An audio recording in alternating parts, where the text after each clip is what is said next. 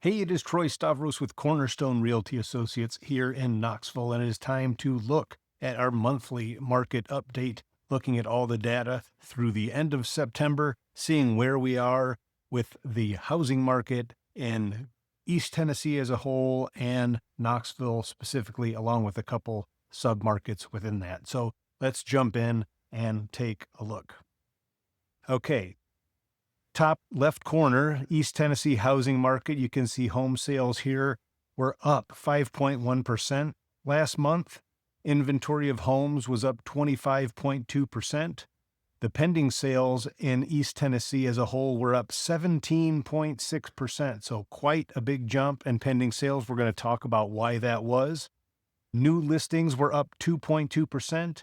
And the median sales price in East Tennessee was up 2.43%, coming in at $380,000, with the average sold price per square foot coming in at $225 per square foot, and the absorption rate in East Tennessee falling to 4.7 months worth of inventory as opposed to last month that was at 4.81 months worth of inventory. So when absorption rate falls, that means that sales are either picking up, demand is getting better, or that inventory is falling. But we can see inventory of homes was up 25% from last month. So we're maybe seeing a little bit more demand last month. And we're going to talk about why that is, because that absorption rate falling is in tandem with the pending sales rising. That makes sense. And we're going to talk about why that is.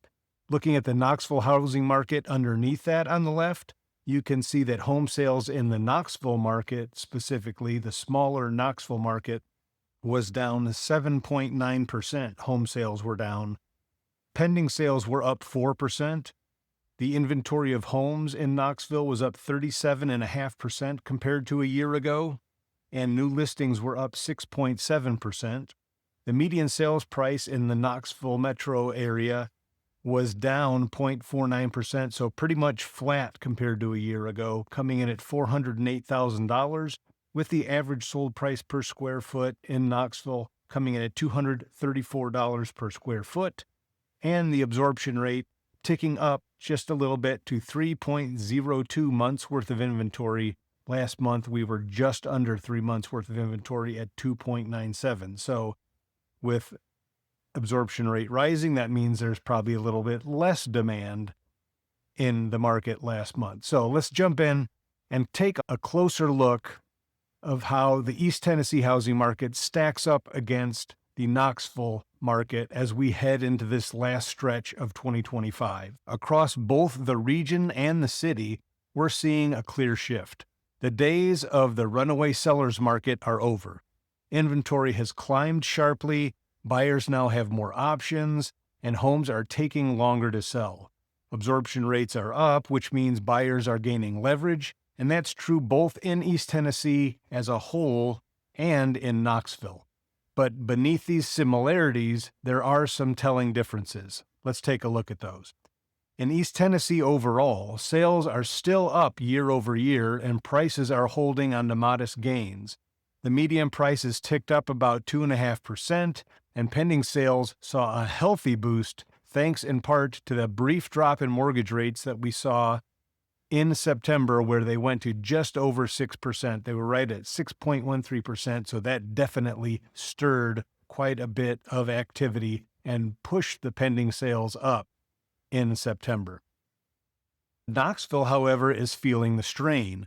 Sales volume is down sharply, almost 8% year over year, while inventory has surged by over a third. The median price in the city area is now essentially flat, even dipping slightly. Homes are sitting longer, and the days on the market are doubling. This shows that buyers in Knoxville are reaching the limits of what they're willing or able to pay, especially as borrowing costs remain elevated. A big part of the story is affordability. As prices in Knoxville have pushed higher, more buyers are simply getting priced out of the core Knoxville area. Many of these would-be Knoxville home buyers are now looking to the outlying areas for better value and more attainable monthly payments. Submarkets like Lenoir City, Loudoun, even Roane County, are capturing this spillover demand with sales and rising prices as buyers expand their search radius. In effect, the surrounding counties are not just growing on their own, they're taking sales that, in a different interest rate environment, might have stayed in Knoxville. Let's zoom in on a few of the submarkets. So let's talk about Farragut. This high-demand suburb remains popular for its schools and amenities, but it's feeling the effects of higher prices and rising inventory.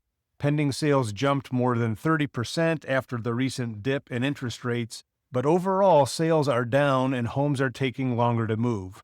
Buyers here are more selective, and sellers need to price strategically. Let's look at Lenoir City. Lenoir City is one of the bright spots. With both sales and prices on the rise, it's attracting buyers seeking better value and newer homes.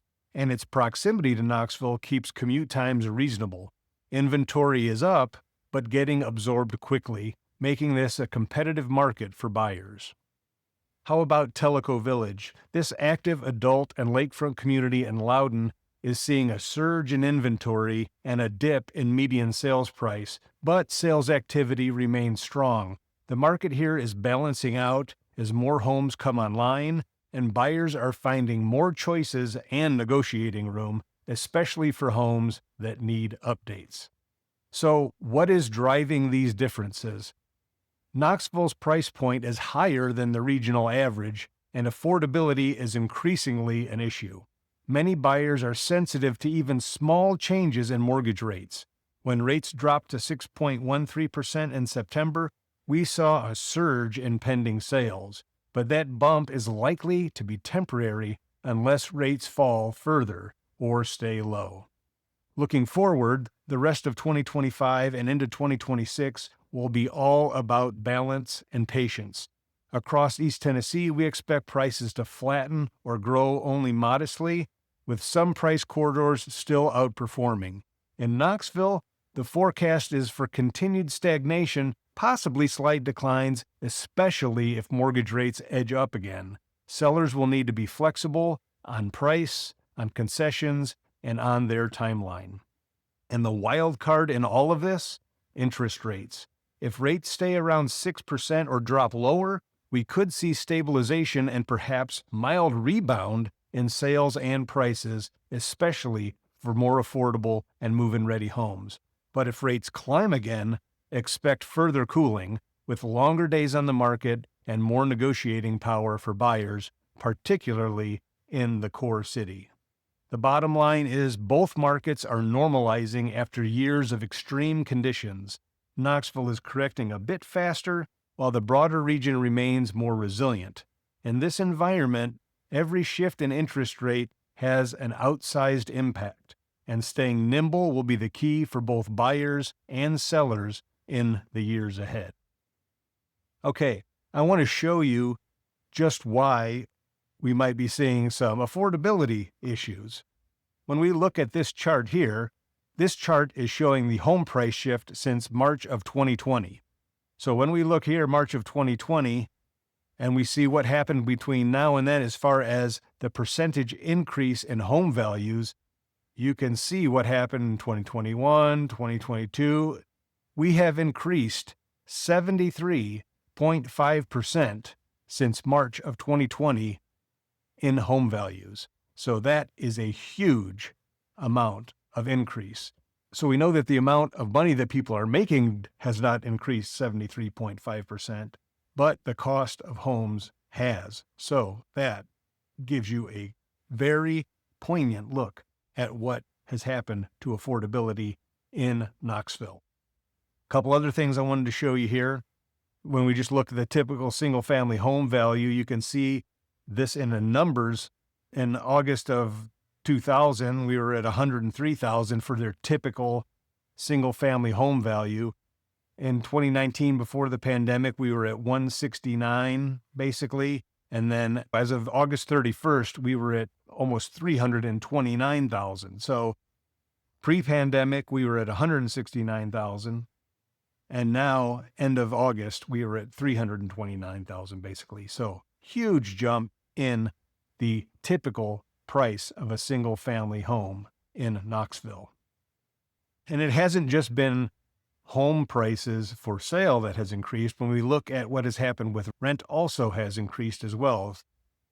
You can see here in 2019, typical rent was $1,056.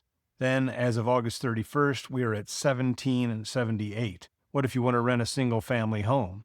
In 2019, pre-pandemic, you were looking about $1,225. Right now, as of August 31st, you're looking about $2,100. So that's almost $1,000 increase in the amount of rent to rent a single family home in Knoxville. What about multifamily, like apartments? That has also seen an increase. In 2019, your typical multifamily rent was $965 a month. As of August 31st, you're at almost $1,600 a month. So again, that's $700 more in rent between pre-pandemic and post-pandemic. So prices increasing for living across the board. Affordability is definitely an issue for many folks. So that is what is affecting the housing market. So interest rates would help as far as the home purchasing side goes, but not sure what is going to stop rent from rising, because we still have quite a bit of people moving into the area, and there is definitely demand for housing. Then one other thing I just wanted to show you. This graph shows what the multifamily rent has done year over year. So you can see there has never been a year where rents go down. Since basically January of 2017, every year has seen an increase in rent, with this past year jumping 4.6% on multifamily. So that's like apartment rent. When we look at single family homes, we've seen the same thing. Again, you don't see any percentages in the negative here. Every year, rent increases. So this is a good point to make about home ownership.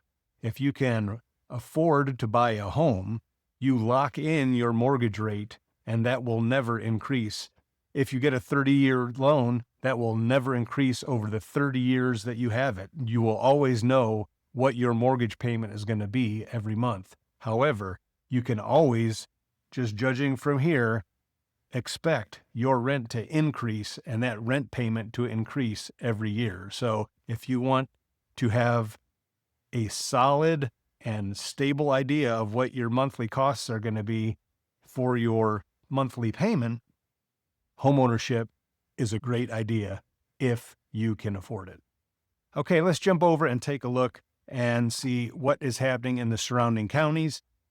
So when we look at the surrounding counties that we look at here in East Tennessee, comparing September of 25 to September of 2024, Roane County available inventory is up 39.6%. Pending sales were up huge in Roane County, up 51.9% compared to a year ago. So there were a bunch of sales in Roane County in September. Again, could very well be at least a big factor, the fact that interest rates dropped to 6.13% for a period of time in September. A lot of people jumped on that and got under contract. Median sales price in Roane County increased 6.08% and is at $355,375 in September, with the median sold price per square foot in Roane County coming in at $218 per square foot. In Knox County, available inventory was up 34.9%. Pending sales were up 5.1%. And the median sales price in Knox County was down 0.48%, so basically flat, coming in at $400 to $275. And the median sold price per square foot in Knox County came in at $232 per square foot. In Anderson County, available inventory was up 35.6%. Pending sales were up 4.1%. And the median sales price in Anderson County was down 0.07%, so again, basically flat, coming in at $337,253, with the median sold price per square foot coming in at $198 per square foot. In Loudoun County, available inventory was up 14.9%. Pending sales were up 9.6%, and the median sales price in Loudoun County was up 5.32%, coming in at $575,000, with a median sold price per square foot in Loudoun County coming in at $237 per square foot. In Sevier County, available inventory was up 12.79%, pending sales were down 17.18%, and the median sales price in Sevier County up 10.54% compared to a year ago, coming in at $535,000, with the median sold price per square foot coming in at $297 per square foot. In Blount County, available inventory was up 16.8%, pending sales were down 5.7%, and the median sales price was down 0.41%, again, pretty much flat, coming in at $388,408. So again, just looking at this as a whole, we can see there are a few outlying counties that are doing well. Roane County and Loudoun County, we talked about that earlier, seeing some of that spillover of people trying to get out of the core of Knoxville where it's more expensive, and or trying to find places where there is new construction and still not too far away commute time from Knoxville. That would be Loudoun County and Lenoir City like we talked about. But you're also seeing things holding flat in a lot of the other areas. Knox County, Anderson County, Blount County, all basically flat year over year as far as their prices go. So things to keep an eye on, which we will do every month as we do these market reports. Hopefully that has been helpful. If you have any questions about any of this, don't hesitate to reach out to me. If you have a question about your specific area, or maybe your specific house, or you're looking at a specific house, don't hesitate to reach out. We would love to help you in any way that we can, whether that is representing you to help you get your home sold, or help you purchase a home, or just help you do a little research before that process starts. We are here for you. Give us a call. This is Troy Stavros with Cornerstone Realty Associates here in Knoxville. Have a great day, and we'll talk to you soon.